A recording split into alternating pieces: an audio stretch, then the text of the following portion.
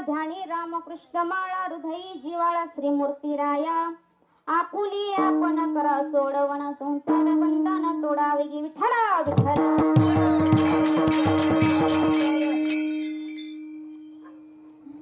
ओम नमो जय वेद प्रतिपाद्य जय जय सुसंवेद्य आत्मरूपा देवा तुझी गणेश सकल अर्थमती प्रकाश म्हणे निवृत्ती दास उदारी जोजी महायोग पेटे तटे भीमरत्यं वरं पुंडरीकाय धातुं मुनिन्द्रे समागत्य तिष्ठन्तमानन्द कंदं परब्रह्मलिंगं वदे पांडुरंगं पांडुरंगा करो प्रथम नमः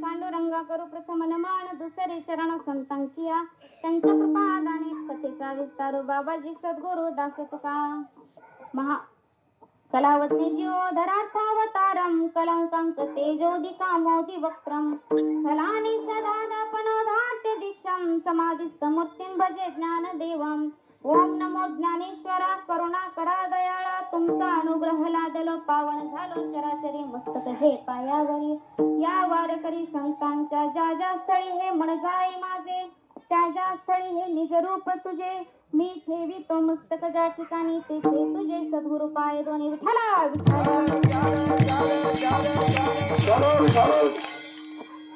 रामकृष्ण नामी हे दोन्ही साजिरी हृदय मंदिरी स्मराकारे आपुली आपण करा सोडवण संसार बंधन तोडावे प्रस्तुत प्राप्त प्रसंगी प्राप्त स्थळी कर्तुम अन्यथा कर्तुम शक्तीने युक्त असणाऱ्या भगवान पंढरीधीश पांडुरंग परमात्म्याच्या सेवेकरता निवडलेला भंग ज्ञानियांचे राजे गुरु महाराव असे असणारे मौली ज्ञानोबराय ज्यांना स्वतःच्या आईचं प्रेम मिळालं नाही परंतु मौली ज्ञानोबराय अनाथाची माय झाली ज्ञानाबाई माझी अनाथाची माय मौली ज्ञानोबराय अनाथाची माय झाली असे असणारे मौली ज्ञानोबराय यांचा 3 चरणांचा सर्वांच्या परिचयाचा असणारा अभंग जपून सेवेकरता घेतलाय विठ्ठला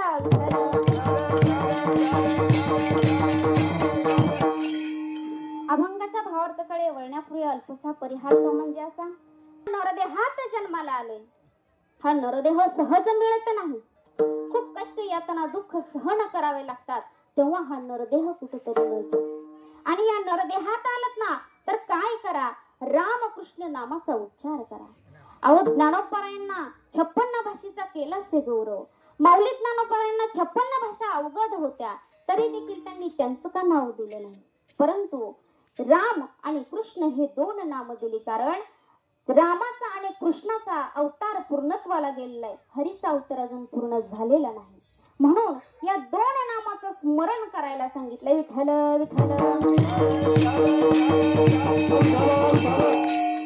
राम नामामध्ये किती ताकद आहे एक जाता जाता सांगते नाशिकचे साधू महाराज होते ज्या आश्रमामध्ये राहत होते त्या आश्रमाच्या बाजूला एक लहान मुलांची शाळा होती त्या शाळेमध्ये रोज मुली सकाळी यायची शाळा सुटल्यानंतर घरी जायची त्या साधू महाराजांना वाटलं अरे या मुलांकडून जर आपण नामस्मरण करून घेतलं तर त्याचं पुण्य आपल्याला मिळेल दुसऱ्या दिवशी साधू महाराज त्या मुलांकडे जातात आणि सांगतात दादा हो बाळांनो तुम्हाला मी एक सांगतो मला ए रामा म्हणून हाक मारा मी रोज तुम्हाला चॉकलेट बिस्किट देत जाईल. असं म्हटल्यानंतर आता चॉकलेट बिस्किट लहान मुलांना कुणाला नको. मुलांनी हो म्हटलं. दुसऱ्या दिवशी शाळा सुटल्यानंतर साधू महाराज त्या ठिकाणी जातात. प्रत्येक मुलाला चॉकलेट देतात, बिस्किट देतात आणि ती मुले ए रामा म्हणून पळू लागतात आणि साधू महाराज पाठीमागे पळतात. पळता पळता साधू महाराजांच्या डोळ्यातून अश्रू येतात आणि देवाला म्हणतात, देवा, हे जे डोळ्यातून अश्रू आलेले आहेत ते अश्रू काही दुःखाचे नाही. ते मला चिडवतात याचं मला वाईट वाटत नाही देवा, की हे आनंद अश्रू आहे की माझ्याकडून राम नामाचा उच्चार त्या लहान मुलांकडून केला जातोय, याचा मला आनंद होत आहे.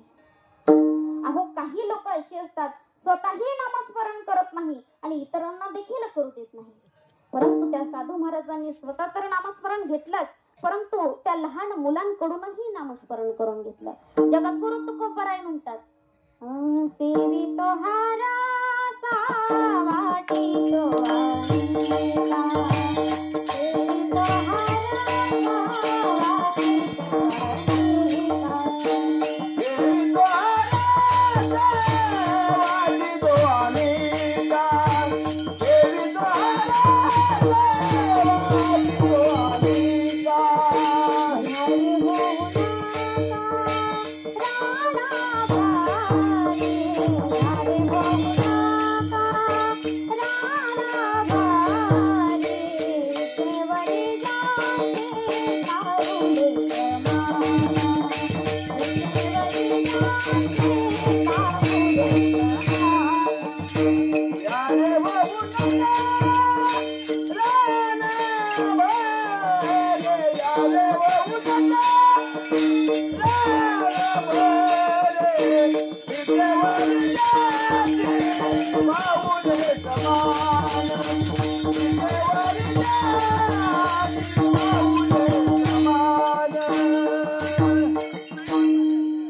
जगद्गुरु तुकोबराय म्हणतात, बाबा हो, तुम्हीही नामस्मरण करा आणि इतरांना देखील करायला सांगा. सेवितो हारास वाटितो आनिका, घ्यारे होऊन कराण भरे. अहो, ज्या वेळेस प्रभू श्री रामचंद्र वनवासाला निघाले, वनवासामध्ये सीता मातेचं हरण झालं. सीता मातेला रावणाने उचलून नेलं. ज्या वेळेस प्रभू श्री रामचंद्रांनी हनुमंतरायाला सीता मातेचा शोध लावण्यासाठी सांगितलं, हनुमंतरायांनी सांगितलं की प्रभू, अहो, त्या रावणाच्या 80,000 पत्न्या आहेत, त्या ठिकाणी अनेक राक्षसने सुद्धा आहेत, परंतु या सर्वांमध्ये मी माझ्या मातेला कसं ओळखायचं. त्यावेळेस त्या प्रभू श्री रामचंद्रांनी सांगितलं की अरे हनुमंता, ज्या झाडाखाली माझी सीता बसलेली असेल, ज्या अशोक वाटिकेमध्ये सीता बसलेली असेल, तिथले झाड झुडप, वेली, पाने, फुले, पशु पक्षी सुद्धा फक्त रामाचंच नामस्मरण करत असते. श्रीराम राम जय जय राम, श्रीराम राम जय जय राम, असं त्या ठिकाणी नामस्मरण करत असते. तिथे माझी सीता माता असते. सांगण्याचं कारण की राम नामामध्ये किती ताकद आहे. अहो, राम नामामध्ये एवढी ताकद आहे, सजीव तर तरतातच हो, त्याचं सोडा, परंतु निर्जीव सुद्धा तरुण गेले. आता निर्जीव कोण तरले, तर ज्या वेळेस मंगळवेळेची भिंत कोसळली, मंगळवेळेची भिंत कोसळली, त्या भिंतीखाली माझ्या चोखोबरांचे प्राण गेले. चोखोबरांचे प्राण गेले ही गोष्ट पांडुरंग परमात्म्याला समजली. पांडुरंग परमात्म्याने नामदेव महाराजांना हाक मारले, ए नामा, नामा, अरे माझ्या चोखोबरांचे प्राण गेले, मंगळवेळेची भिंत कोसळलेली आहे आणि त्या भिंतीखाली चोखोबरांचे प्राण गेले. नामदेव महाराज म्हणतात, देवा, मग काय करावं. देवाने सांगितलं जा आणि माझ्या चोखोबरांची अस्थि घेऊन ये, हाड घेऊन ये. नामदेव महाराजांनी हात जोडले, सांगितलं देवा, अहो, त्या भिंतीखाली असंख्य लोक मेले असतील, परंतु माझ्या चोखोबरांची अस्थि कशी ओळखायची, कशी हाड ओळखायची. त्यावेळेस त्या भगवंतांनी सांगितलं, अरे हाड कानाला लावून बघ, जर त्यातून रामकृष्ण नामाचा उच्चार जर आला तर ती माझ्या चोखोबरांची असेल. संतांच्या अस्थि सुद्धा रामकृष्ण नामाचा जप करत होते. तुम्ही आम्ही तर मानव आहे. आज या ठिकाणी माघवारी निमित्त ही दिंडी सोहळा या ठिकाणी आलेला आहे. सर्व दिंड्या त्या वाळवंटामध्ये गोळा होतात.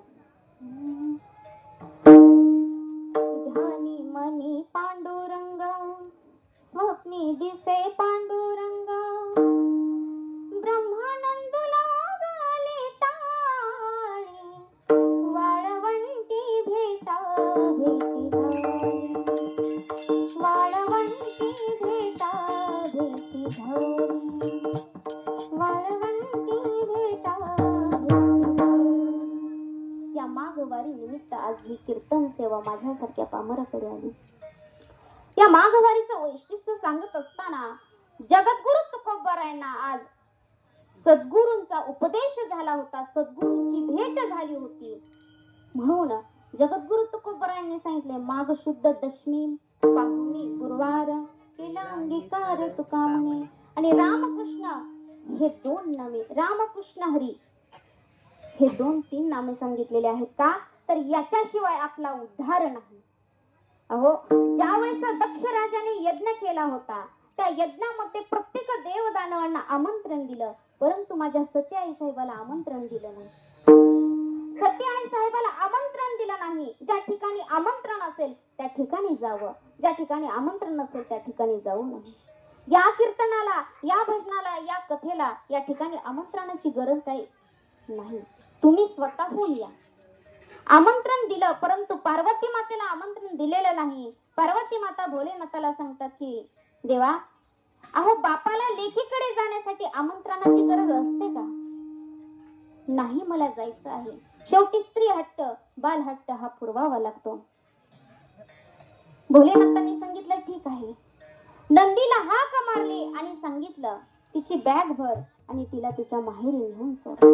ज्यावेळेस पार्वती माता माहेरी गेल्या त्या ठिकाणी पाहिलं, परंतु सर्व देवदानवांना आमंत्रण दिलेलं आहे, स्थान आहे, मान आहे, परंतु माझ्या पतीला मान नाही. राग आला, क्रोधित झाले, त्या अग्निकुंडामध्ये उडी घेतली. त्या ठिकाणी खूप मोठं युद्धही झालं. नारद महर्षी त्या ठिकाणी आले. नारद महर्षी आल्यानंतर एका व्यक्तीने नारद महर्षींना शाप दिला की तू क्षणभरही एका ठिकाणी थांबू शकणार. नारद महर्षींना वाईट वाटलं, अरे आपण या ठिकाणी आलो होतो कशासाठी, परंतु आपल्याला श्राप मिळाला. नारद महर्षी पुढे निघाले. पृथ्वीचं भ्रमण करत असताना ब्रह्मदेवानी खूप मोठा कार्यक्रम होता. ब्रह्मदेवाने सांगितलं की नारदा तुम्ही थांबा. त्यावेळेस नारदाने सांगितलं नाही बाबा, मला थांबता येणार नाही. का तर मला शाप मिळालेला आहे. नारद महर्षी पुढच्या प्रवासाला जातात. पुढे प्रवास करत असताना बद्रिके आश्रमामध्ये जातात. त्या ठिकाणी भजन चालू असतं, रामकृष्ण नामाचा उच्चार चालू असतो. त्या ठिकाणी बसतात. बसल्यानंतर स्वतःही नामस्मरण करतात. 1 दिवस नाही तर 9 दिवस पूर्ण होतात, 9 महिने पूर्ण होतात. पूर्ण 9 वर्ष नारद महर्षी एका ठिकाणी शांत बसून रामकृष्ण नामाचा उच्चार करत असतात. किती रामकृष्ण नामामध्ये ताकद आहे. अहो, त्या रामकृष्ण नामाने जर त्यांचा शाप मिटला असेल तर तुमचा आमचा नरदेह का तरणार नाही. ज्ञानोबराय सांगतात, तुम्हाला आम्हाला जर तरायचं असेल, या संसारातून मुक्त व्हायचं असेल तर काय करा. अभंगाच्या पहिल्या चरणामध्ये कृष्ण नामी हे दोन्ही साजी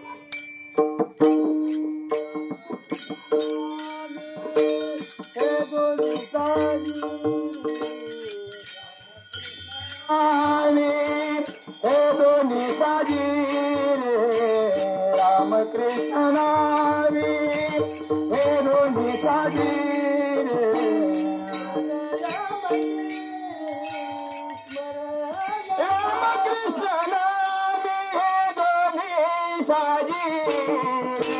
रामकृष्ण नामी